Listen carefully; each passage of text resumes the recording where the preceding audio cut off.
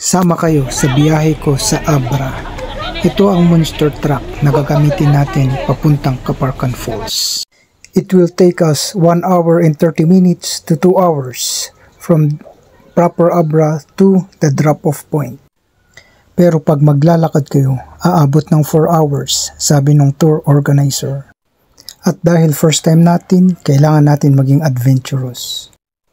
Pagdating natin sa drop-off point, maglalakad tayo ng 15 to 20 minutes pababa. Pero pag akyat, umabot kami ng 25 minutes.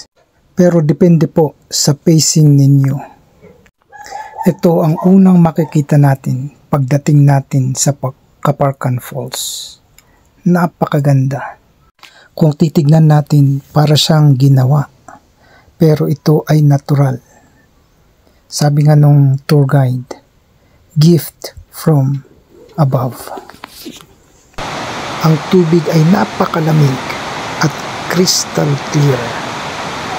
Kung sa Banawe may rice terraces, dito naman sa Abra may water terraces.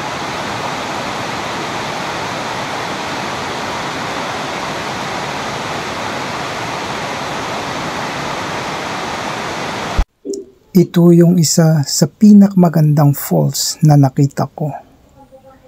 Series of waterfalls at ang ganda ng catch basins.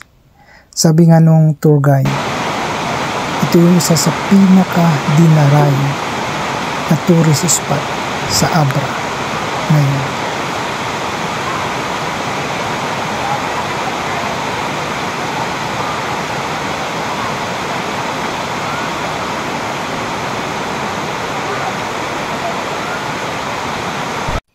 Kung meron kang 4,000 at mahilig ka sa ganitong adventure, pwede mo nang ma-experience ang ganda ng Caparcan Falls.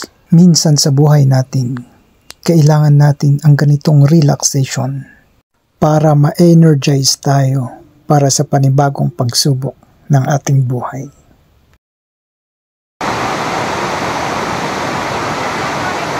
Kung gusto nyong makita ang pinagmamalaki ng Abra, ang Caparcan Falls, i-PM nyo lang ako at mag-o-organize ako ng tour para sa inyo.